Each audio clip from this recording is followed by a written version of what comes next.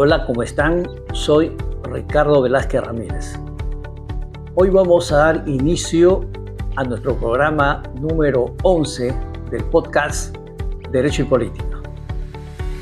Y precisamente vamos a hablar sobre un tema que probablemente pase desapercibido para un porcentaje importante de la población. ¿A qué nos referimos? Al régimen político. Es tan importante, ojo lo que les voy a decir, que está impregnado en la Constitución. La Constitución lo que hace es desarrollar precisamente el régimen político. Asimismo, vamos a hablar de forma complementaria del modelo de Estado, de la forma de gobierno y el sistema de gobierno. Entiendo que cada uno de ellos da pie para hablar no solamente días, sino semanas, meses y por qué no años. Y de cada uno de estos temas se han escrito muchos libros y se siguen escribiendo libros y se seguirán escribiendo. Porque no hay que olvidar que el desenvolvimiento de las sociedades en el mundo ha sido el desenvolvimiento de ideas políticas. Y a eso quiero llegar. El régimen político no es sino el conjunto de ideas políticas, así como de instituciones que son el soporte de una institución, de una sociedad que se organiza bajo la forma de Estado. El régimen político como idea te plantea objetivos.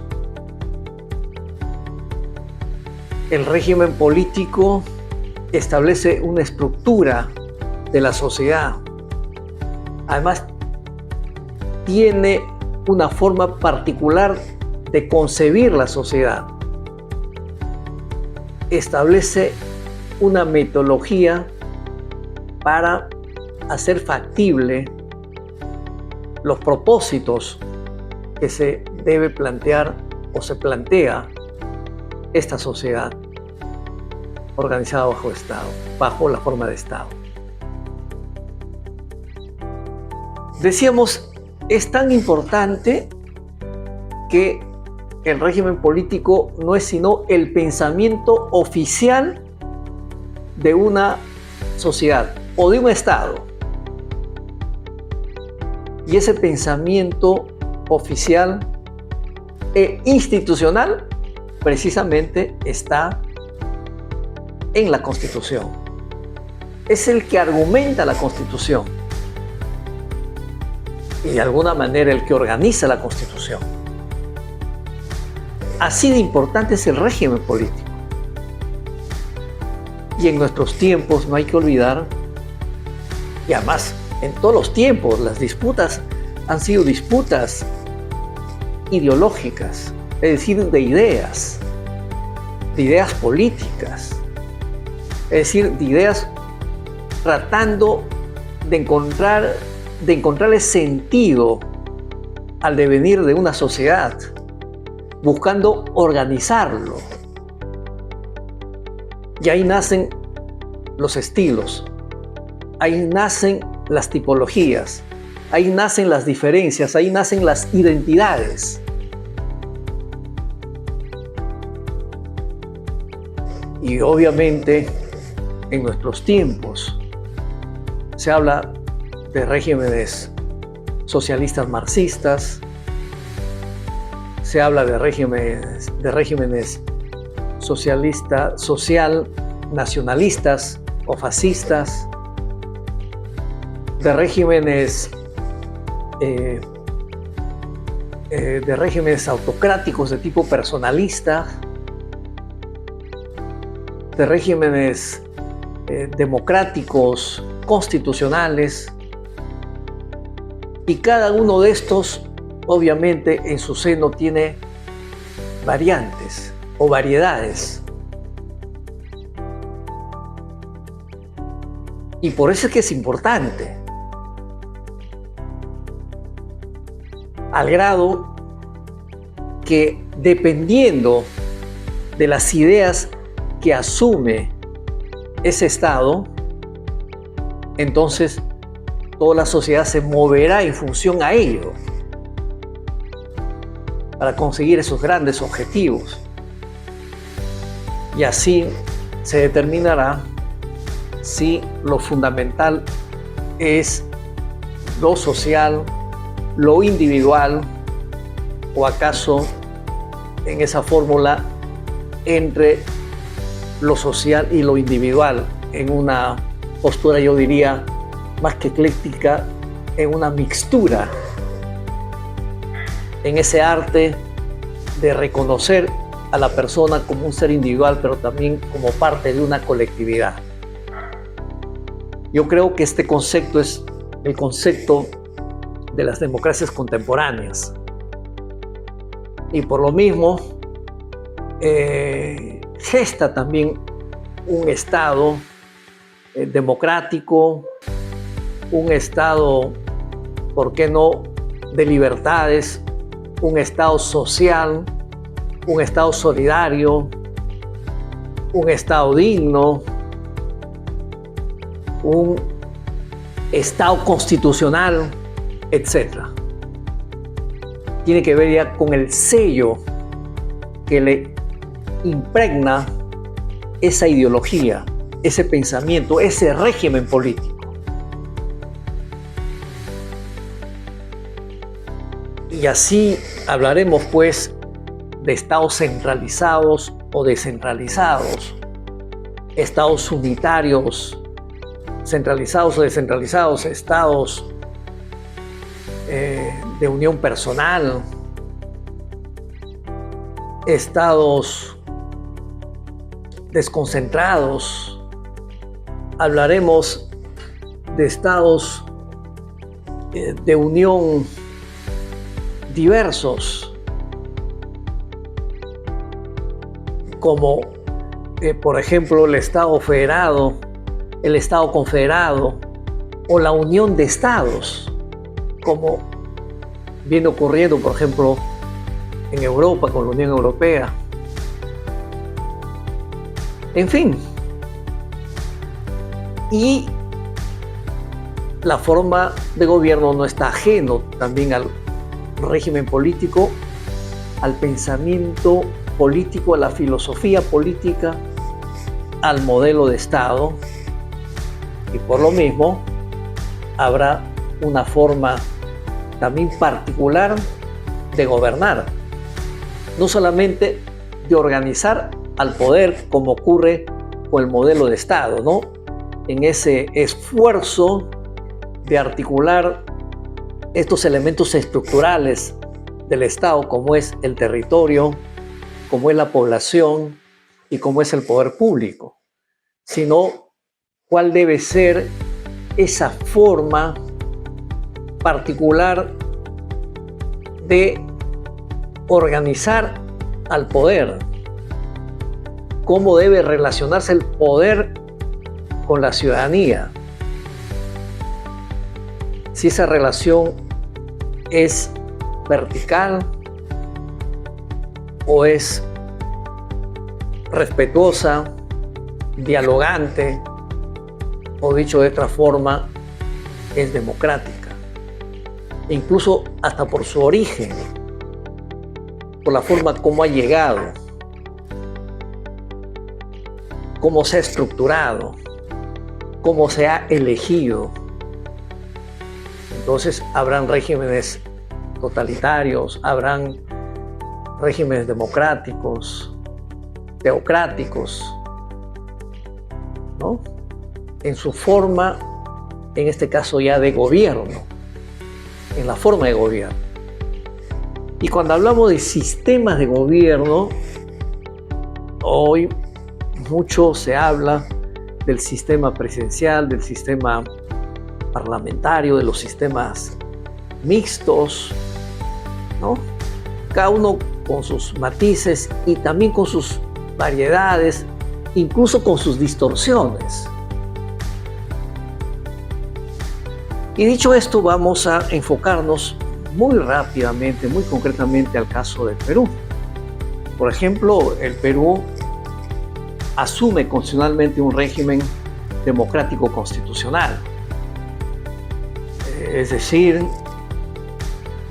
en la Constitución se recoge los postulados democráticos expresados en sus valores, en sus principios y en sus reglas, como por ejemplo la dignidad humana, la división y equilibrio de poderes, la participación ciudadana, la alternancia periódica en el poder, el control de la ciudadanía al poder público en sus diferentes estamentos, llámese local, regional o nacional, la iniciativa ciudadana en la formulación de leyes y en la reforma constitucional, el pluralismo ideológico, político y cultural. Es decir, está presente ese régimen democrático constitucional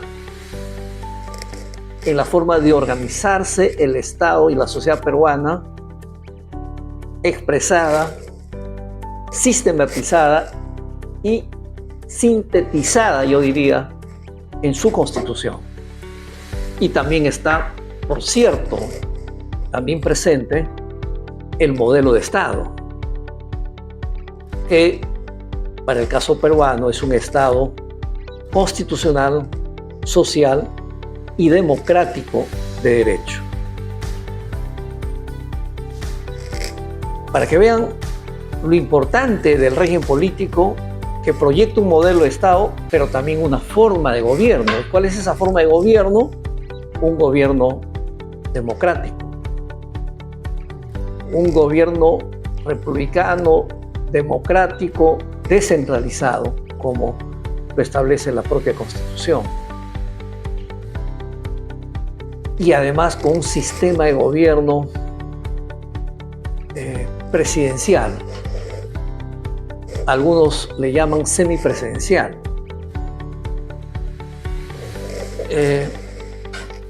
Y hay quienes incluso llaman de presidencialista, cuando es excesivamente presidencial, generando un desbalance frente a los otros poderes y una ventaja, obviamente, del poder ejecutivo, en la figura del presidente frente a los otros poderes del Estado, llámese poder legislativo, poder judicial y los llamados órganos constitucionales autónomos como la Defensoría del Pueblo, el Tribunal Constitucional, el Ministerio Público, el Banco Central de la Reserva del Perú, el Jurado de Elecciones, la RENIET, la OMPE, etc.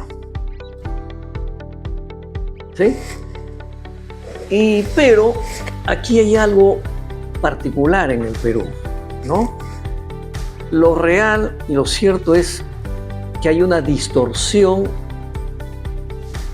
en el sistema de gobierno. La Constitución reconoce un sistema de gobierno presidencial con algunos matices, ¿no? Por ejemplo, el que el presidente designa al jefe de gabinete o al premier o al primer ministro, ¿sí? Y a su vez, es decir, el premier convoca y designa a los ministros que le van a acompañar y que serán parte del Consejo de Ministros.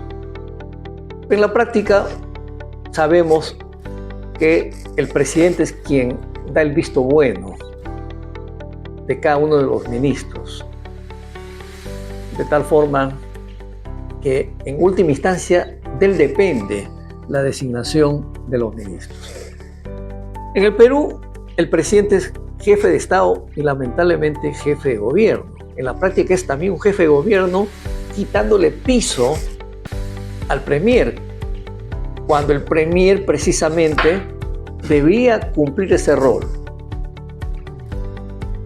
debiendo convertirse en una especie de ente fusible, es decir, para evitar que los conflictos de la política cotidiana salten y lleguen hasta la figura del presidente y termine debilitando y en consecuencia generando un clima de ingobernabilidad democrática, como ha ocurrido o como viene ocurriendo.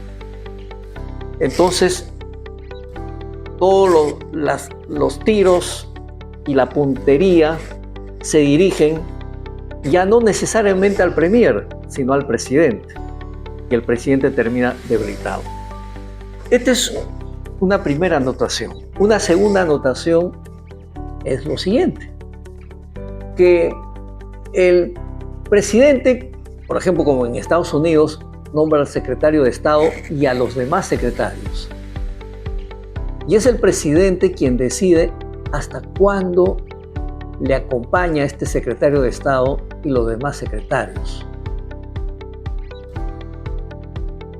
De tal forma, de él depende la permanencia del secretario de Estado. Si quiere mantener un secretario de Estado que hace daño, digamos, a la imagen del presidente, es un problema del presidente, o es el problema del presidente. Y siendo el presidente un político, obviamente buscará cambiarlo.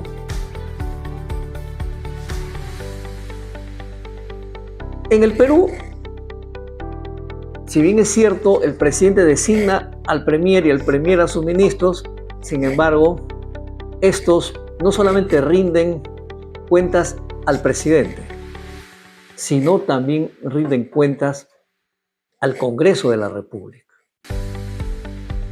Y el Congreso también los puede destituir a través de la censura, de 2 censuras.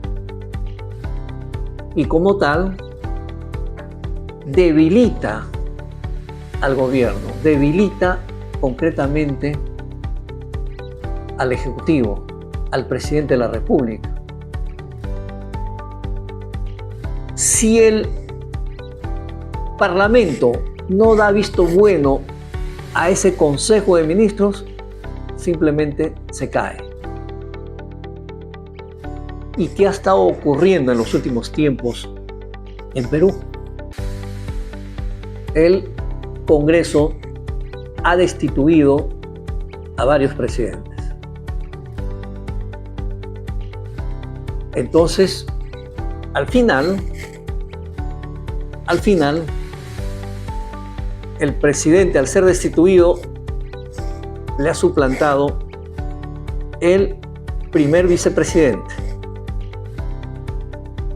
Al ser destituido, este primer vicepresidente que asumía el cargo de presidente, entraba el segundo vicepresidente, con el cargo, repito, de presidente.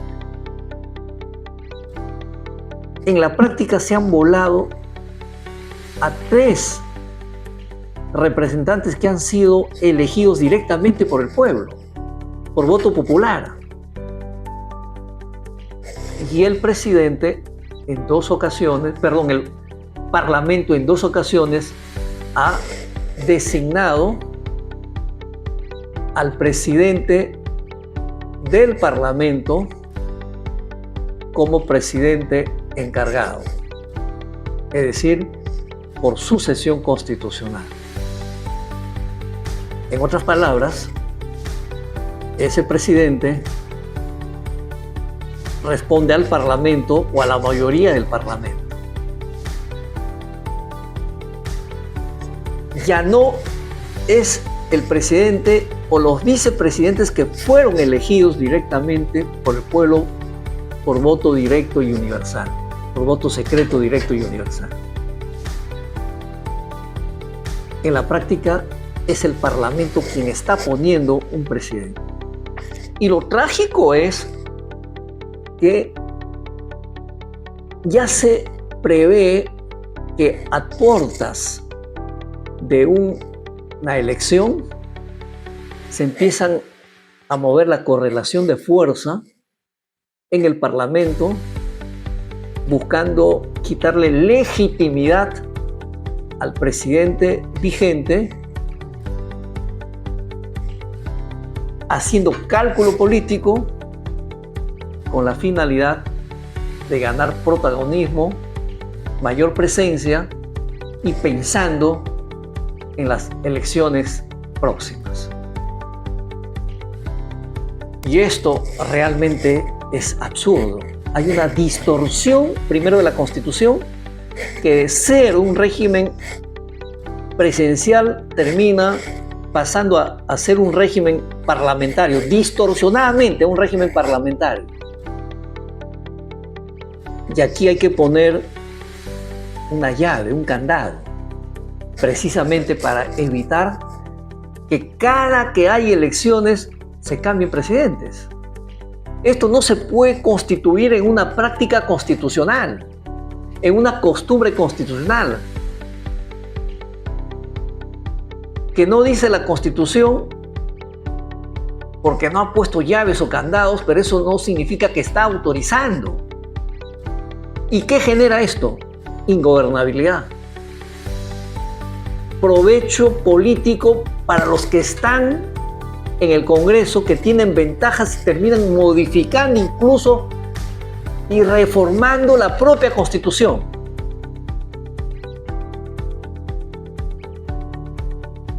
Distorsionando la naturaleza, no solamente el régimen político, sino también el modelo de Estado, la forma de gobierno, incluso el sistema de gobierno.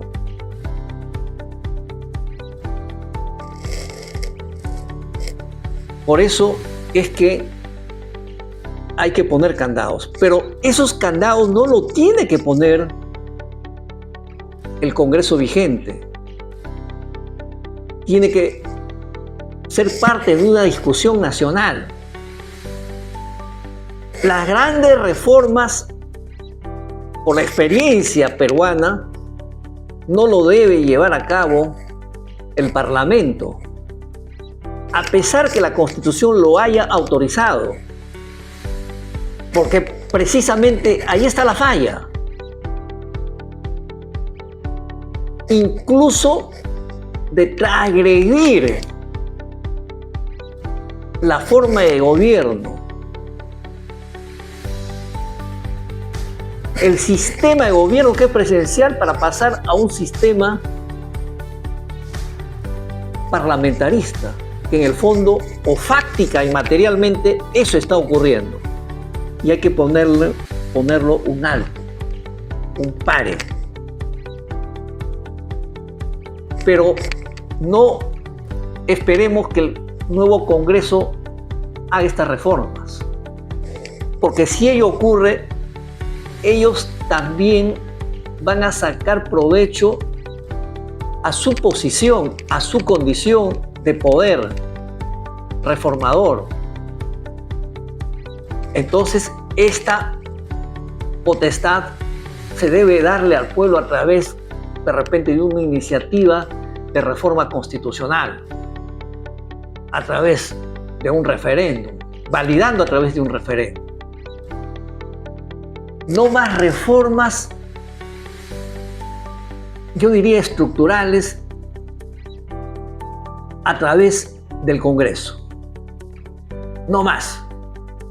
Porque esto sirve para modificar al modelo, o en todo caso modificar y hacer calzar a los intereses de los miembros del Congreso.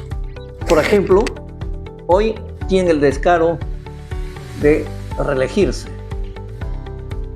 a pesar que la Constitución les prohibía. Han modificado. Y así han modificado muchas normas. y no ha habido forma de pararlos. Es que la Constitución no puede ser la expresión de la voluntad de una mayoría parlamentaria.